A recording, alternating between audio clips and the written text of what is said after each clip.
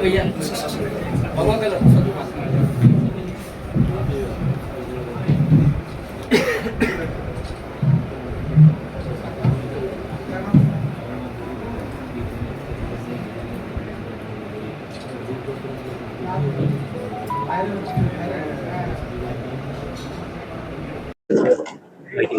दीपक भाऊ बोराडे यांचं 16 मार्चला आझाद मैदानावरती धनगर समाजाचे प्रश्न आणि विशेष करून आरक्षणाच्या संदर्भामध्ये ते आझाद मैदानावरती उपोषणाला बसले होते।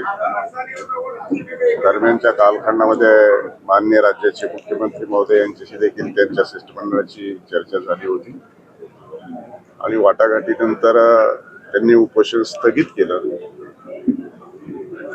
आणि उपोषण 25 तारखेला स्थगित केलं। त्या दिवशी मी देखील त्या म्हणजे महाजन साहेबांना त्यांनी जबाबदारी दिली होती माननीय मुख्यमंत्री, त्याच्याबरोबर मी देखील होतो आणि उपोषण स्थगित झाल्यानंतर तिथे गेल्यानंतर लक्षात आलं की त्यांचे सासरे आणि त्यांचे अजून एक जवळचे नातेवाईक उपोषण चालू असताना दरम्यानच्या कालखंडामध्ये त्यांचा मृत्यू झाला, तरी देखील ते उपोषणावर ठाम होते।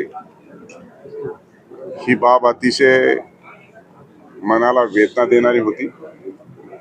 समाजाचा प्रश्न सुटला पाहिजे, तरुणांना त्याच्यामधून न्याय मिळाला पाहिजे, ही भावना घेऊन ते उपोषणाच्या स्थळी गेले आणि त्यांच्यावरती एवढा मोठा दुःखाचा डोंगर कोसळला तरी देखील ते उपोषणापासून परावृत्त झाले नाही, दूर झाले नाही।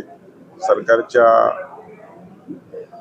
आदेशाची वाट पाहत राहिले. आणि म्हणून असं उपोषण सोडायला गेल्याच्या नंतर निश्चितच हे केवळ त्यांचं एकट्याचं दुःख नाहीये, हे संपूर्ण समाजाच्या प्रती असलेली त्यांची भावना आणि त्यांच्यावर कोसळलेलं दुःख. आणि म्हणून त्यांच्या दुःखामध्ये सहभागी होण्यासाठी मी आज त्यांच्या निवासी जालना येथे सांत्वनपर भेट दिली आहे.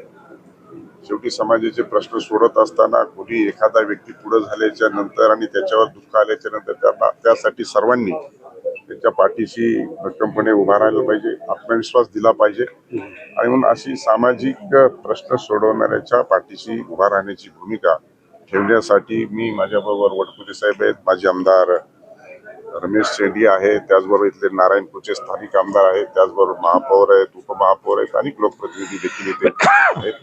या भावनेतून आम्ही या ठिकाणी आज सांत्वनपर भेट दिलेली आहे. साहेब, पण त्यांच्या सासऱ्यांनी जी काही आत्महत्या केली ती त्यांची जी काही व्हिडिओ व्हायरल झाले होते, त्यांची काही तब्येत जी काही खराबली होती त्या कारणातून आणि त्या डिप्रेशनमुळे त्यांनी आत्महत्या केली असं बोललं जात आहे. जे काही झालं ते शेवटी ते घरी असते, दीपक भाऊ बोराडे जर घरी असते, त्यांची मिसेस घरी असते, तर हे कृत्य झालं नसतं. त्यांनी त्यापासून परावर्तन निश्चितपणे केलं असतं. आणि म्हणून एनकेन प्रकारे जो काही त्यांच्यावरती दुःखाचा डोंगर कोसळलेला आहे त्यांना सांत्वन करणं, त्यांच्या दुःखात सहभागी होणं, त्यांच्या पाठीशी खंबीरपणानं उभा राहणं ही भूमिका समाज बांधवांनी घेतली पाहिजे. माझं प्रमुख कर्तव्य हे राहिलं आणि म्हणून मी सांत्वनपर भेट दिलेली आहे. बरं, शेवटचा प्रश्न, धनगर एसटी आरक्षणाचा प्रश्न अद्यापर्यंत प्रलंबित आहे. एक मिनिट देशपांडे साहेब.